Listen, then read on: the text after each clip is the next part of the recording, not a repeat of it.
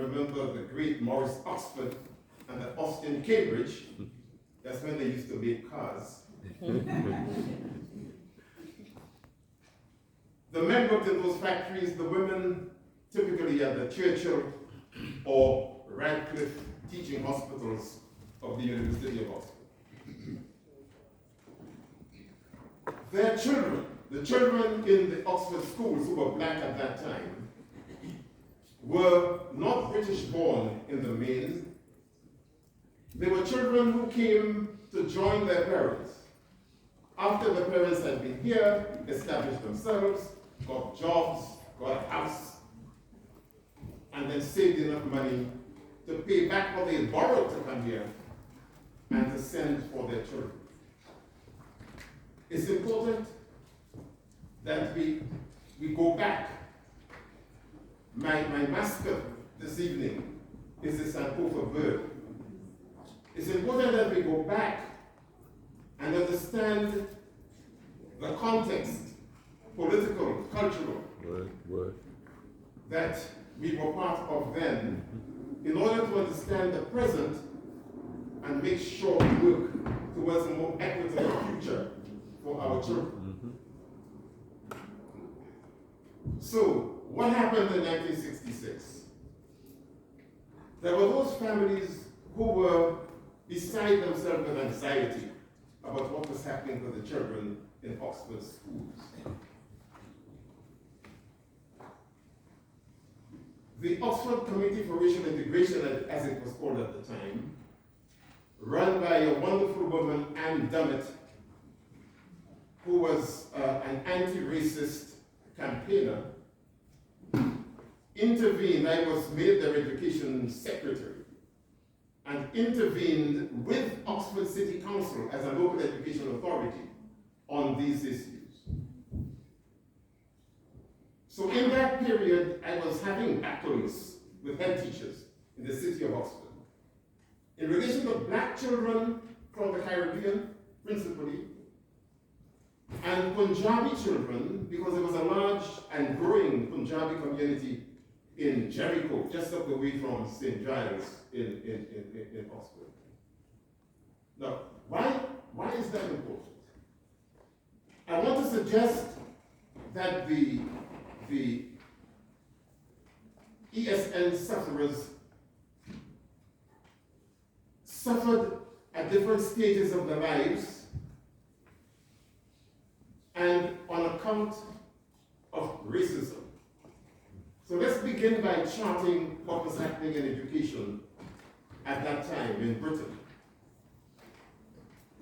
If we have to understand the ESN issue, we have to understand how education and schooling was structured in the society at that time.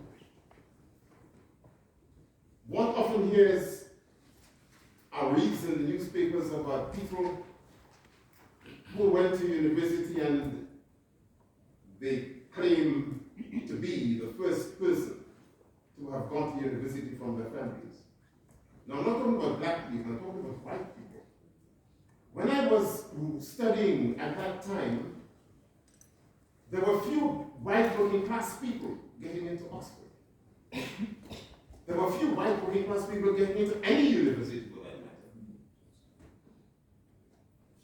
And the schooling system was structured in such a manner that you had the elites, the people in the public schools, of course, who went to Eton and Westminster, etc., and Rugby, and then ended up in this place, partly to ruin our lives.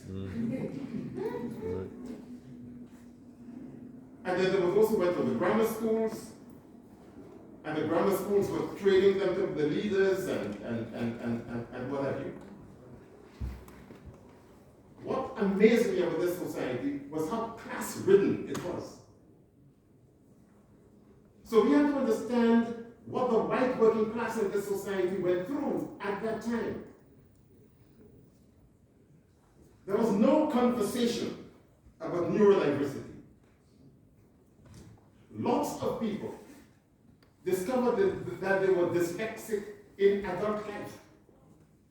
Nobody was talking about attention deficit or behavioral problems. So that was the scenario as far as the local white population was concerned. So race collided with class when black children started coming into the education system. Because as was said before, and as Kim was saying, there was this assumption that we were all benighted people who had no other experience than walking behind cows, or planting bananas, or reaping sugarcane. Come on. There was no acknowledgement of the fact that places like Trinidad, Grenada, Barbados had a much higher literacy rate than this country. Right. And so, and above all, there was no acknowledgement that the Caribbean region was a multilingual region, not because we had the French in Martinique and Guadeloupe speaking French, or people from St. Lucia and Dominica speaking French Creole, as they call it, patois. But because those English-speaking places like Grenada, like Trinidad, like Barbados, and particularly Jamaica, had languages of their own. And that's the only thing those children spoke. So those children from Jamaican families who worked in Oxford schools at the time had a hard time. Teachers couldn't understand them.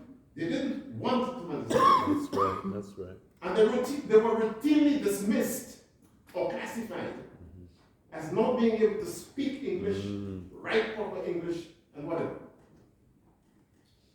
On the contrary, in my own experience, those children who were from the Punjab and later on from other parts of the Indian subcontinent were considered to have a language need.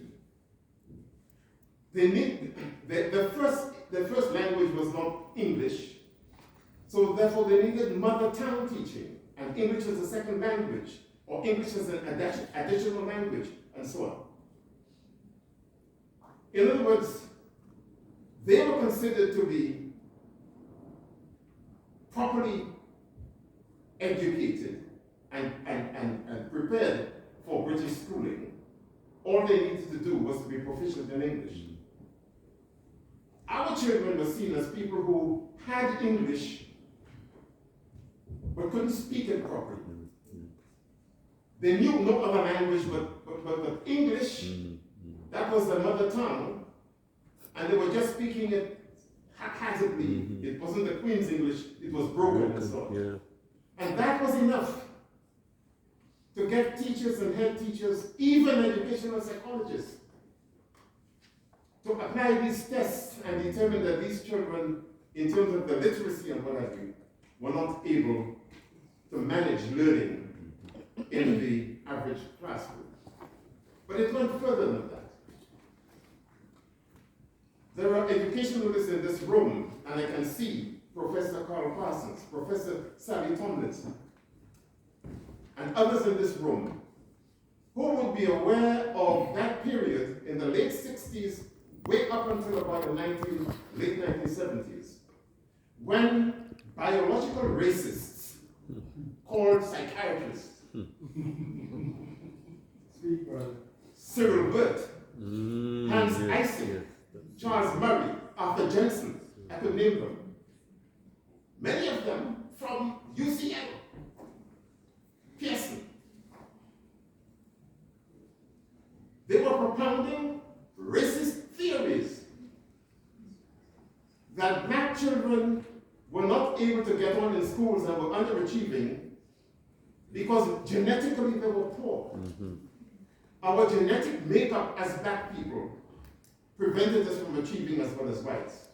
Biological, scientific racism. The state did nothing to counteract that.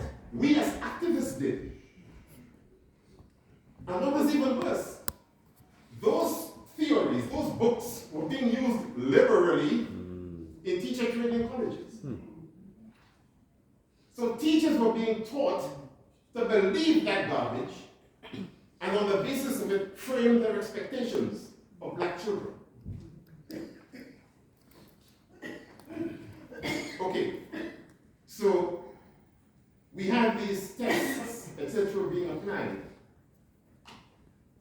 Left Oxford, came to London, and we formed the Caribbean Education and Community Workers Association, meeting every fortnight, 1968-1969, at the West Indian Student Centre in Earl's Court, here in London.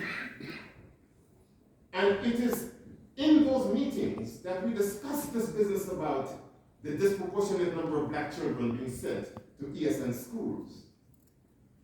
We decided to hold a conference. The conference was addressed by Bernard Coard, who used some research that his cousin Maureen Stone had done, and together they produced this paper for the conference, which we asked them later to develop into a book.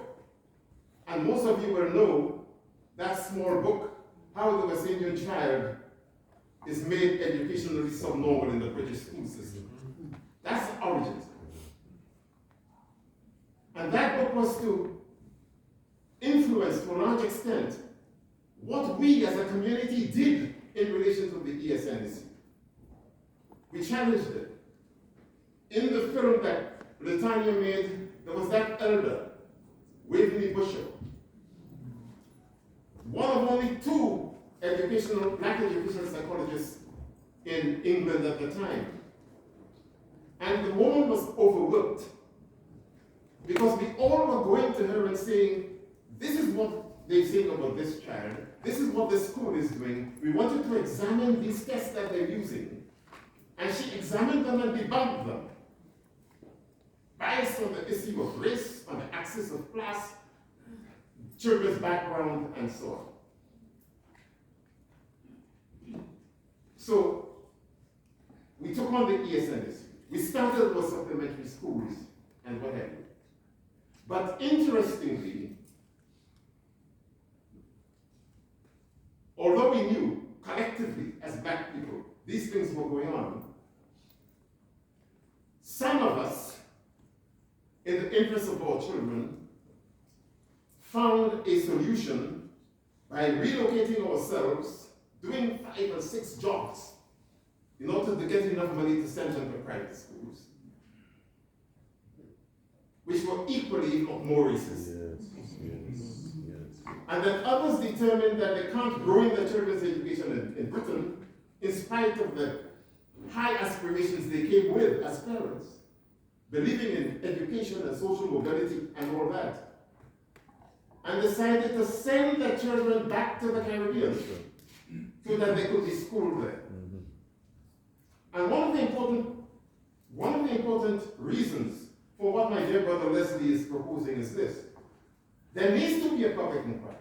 There needs to be an interrogation of all of these processes and practices. That's right. People need to come forward and say, yes, I am amongst those who sent my children back to the Caribbean. And although they were considered dancing imbeciles in this place, they shone when they went back to those schools and came back to Britain to go to university. We need to hear those stories. We need to hear those testimonies from parents and students alike. But in one sense, that solution, sending people back home, the solution, working hard and sending children to private schools, were, while understandable, parents doing the best for the children, they nevertheless constituted privatized solutions to public ills. Privatized solutions to public ills. And that's going on, it happened then, it's going on now. And I'll come back to that in a minute. So, what is the issue? The issue is that the state perpetuated systemic racism by not challenging the legacy of empire and the racism that was spawned by colonialism and imperialism. It defined Britain then, it defines Britain That's now. right, that's right. Systemic racism. And so the issues we're talking about now have replicated themselves throughout those decades between 1960s and now. And I've lived it long enough, thank God, to have experienced it all. And not just to have experienced it, but to try to do something about it all. Now, why is this meeting today important? It is important because, for all the reasons that are given, but particularly because there has been repetition. The name may have changed, the classification may have changed. Education is subnormal. But it has traveled throughout the generations. That's right. And marred the lives of our children throughout the generations. That's right. And it's important that we understand that. Because you see, some of you will know that I was the Director of Education in the London Borough of Hackney, 1989 to 1997. My first, and thank God, hope to God, only journey into heaven. Now, when I was Director of Education in Hackney, one school, one secondary school of all the schools in that borough excluded 60% of the total number of students excluded in that borough. And as the Director of Education, I had to do something about it.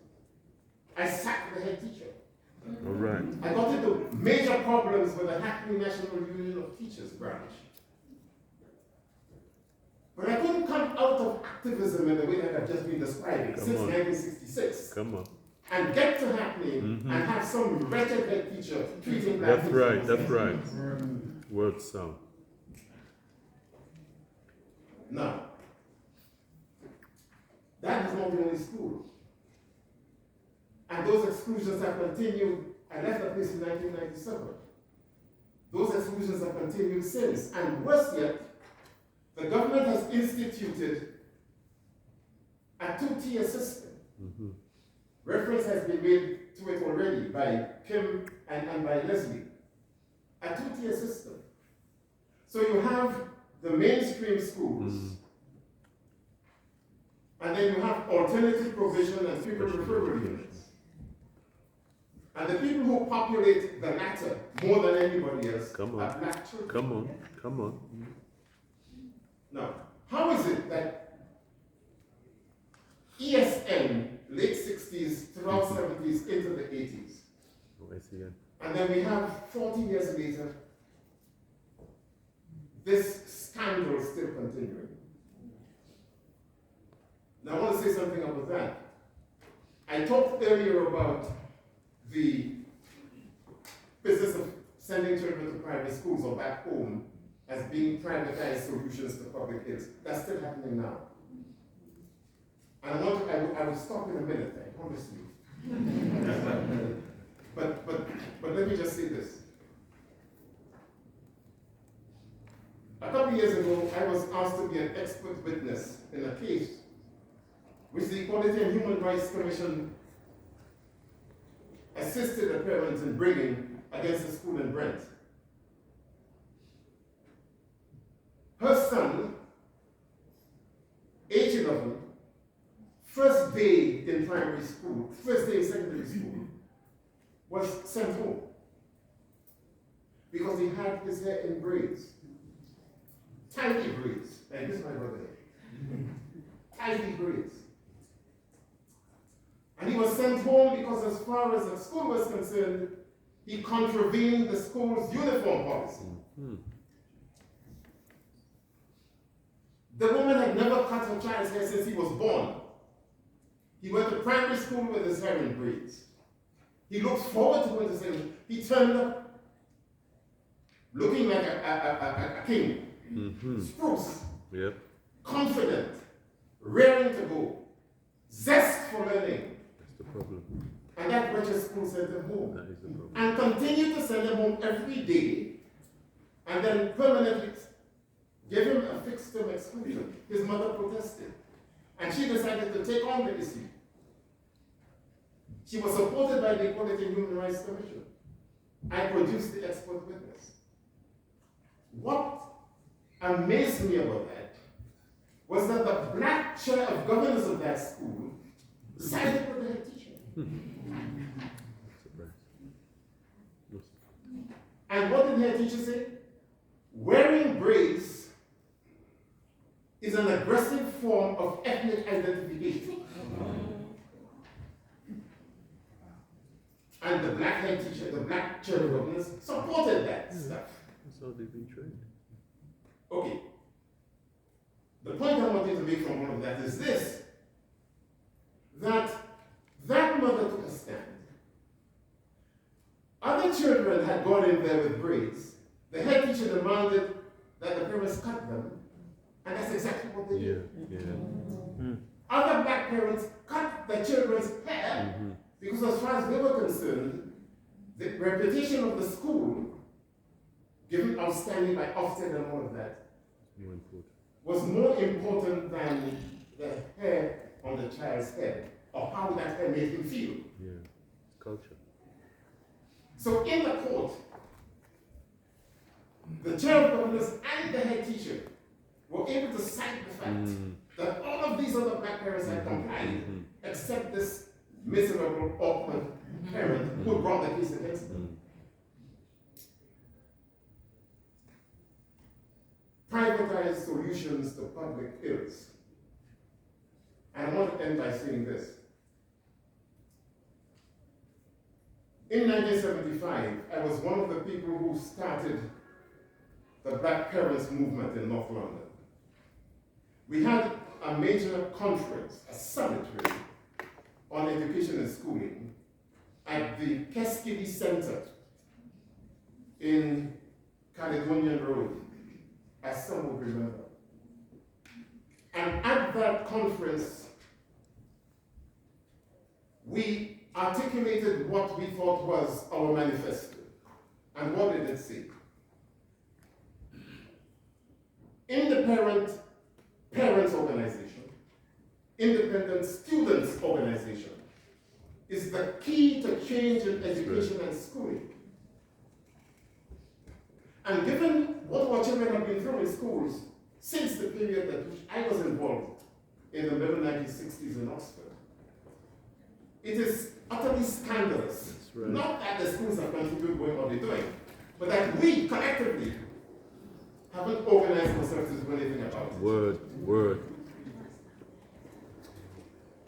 And if this meeting means anything, I want it to be the start of mobilizing parents to organize independently, to take on those schools, to not go and support them when they're dumping on one of our children. That's right.